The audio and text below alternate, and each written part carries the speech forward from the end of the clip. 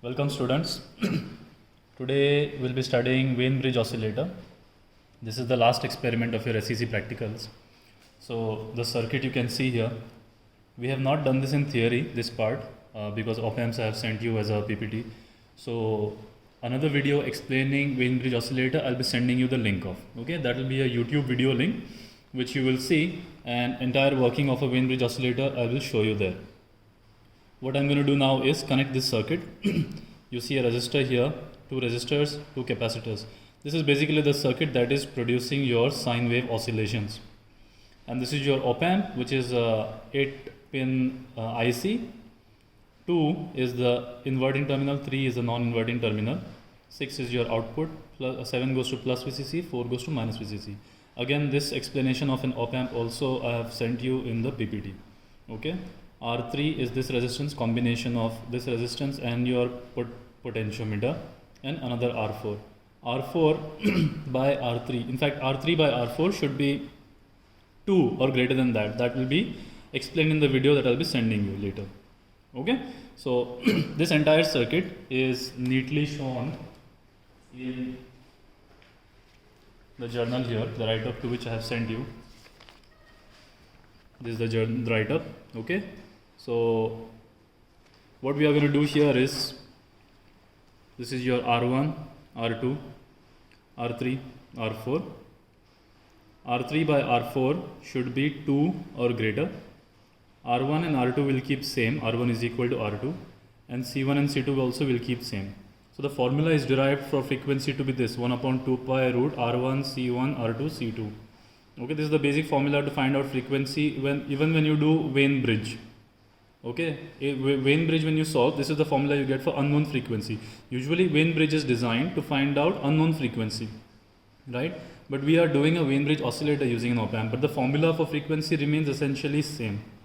Okay, so the condition we are going to impose is that R1 is equal to R2 equals R, and C1 equals C2 equals C. So this formula reduces down to F equals 1 over 2 pi RC. Theoretically, we will be finding what is F, and experimentally we will be comparing it with the theoretical value and see if what we get is correct or not. The result will have that Wien bridge oscillator was constructed and studied for different frequencies. Okay, so let us now look at the circuit. This is your op-amp. All the pins I have connected, okay, of the op-amp. Pin number 3, which is a non-inverting terminal, goes to resistance R1, and you can refer your write-up when I am explaining this.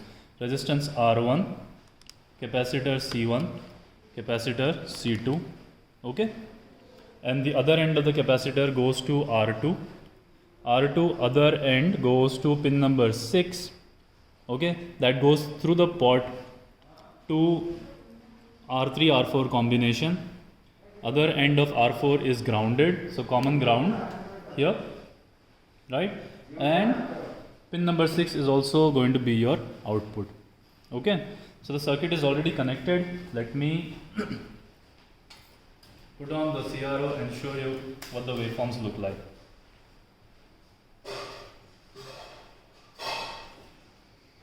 Okay, so you see here near sine waves, if you change the potentiometer here, if you change the port a little bit, you will observe that the sine waves get distorted. You will observe that sine waves get distorted.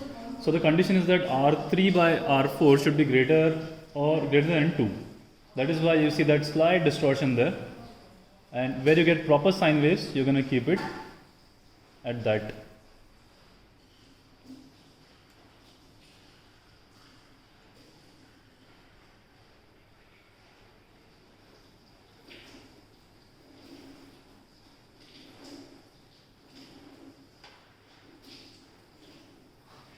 Okay?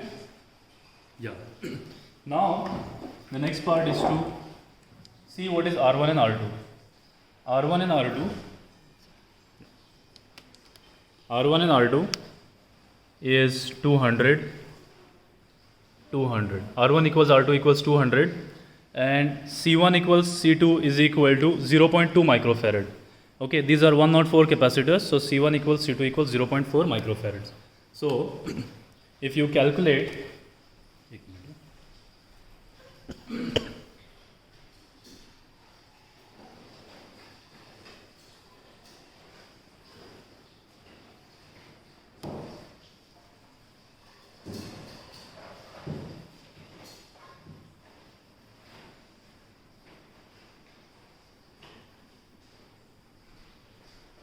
if you calculate, you will have to calculate using this formula. Okay. So F is equal to 1 over 2 pi RC. Okay. So this is the formula that you're using, and 1 over 2 pi R is what, 200, and C is what, 0.2 microfarads, or 10 raised to minus 6. Whatever you get by doing this, that F should be nearly equal to, if not exactly equal to, the frequency of the waveforms that you are getting. These waveforms. Okay, so again, close by around. Yes. So these waveforms that you see, what is the frequency? Time period is 50 microseconds multiplied by what is the length of one wave. So this is, what is the length of one wave? Let's see.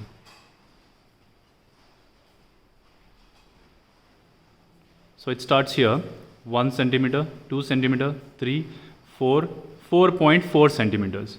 This entire wave is 4.4 centimeters multiplied by, the multiplication factor is 50 microseconds.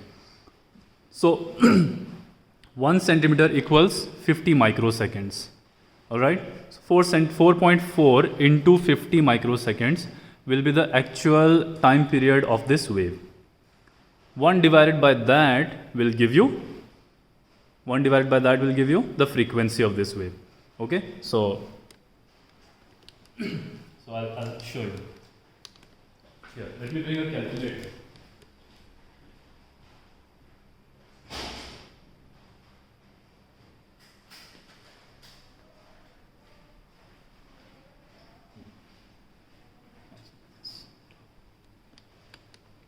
Here. So this is the formula. 1 divided by 2 pi into 200 into 0.2 into 10 to the power minus 6. 3978. That is the frequency, right? 3978. 3978. Let me see where that. Yes. 1 over 2 pi RC. 3978 is what I am getting. Okay. Now our waveforms, how much are they? 4.4 actually. 4.4 into 50 microseconds. That is the time period. So 1 divided by 4.4 times 50 into 10 to the power minus 6. 4545. Okay. The previous one was 39 something. This is 4545. So that is 3.9 kilohertz. This is 4.5 kilohertz. So when you change the resistance here, you will see that if I change the resistance here, the waveforms also change. So let me keep R1, R2 same. So how much I have given here? 2000. Let me give 2000 here also. So if I give 2000 here, you see that the time period also changes. So then you will have to find the time period of this wave. And you'll notice that the time period of this wave and whatever you calculate theoretically will again be matching. Okay, that is successful construction and demonstration of a Wien-Bridge oscillator. The experiment, the video explaining the working of the Wien-Bridge oscillator itself, I'll be sending you as a YouTube link of an already existing video, okay, to speed up things. Thank you.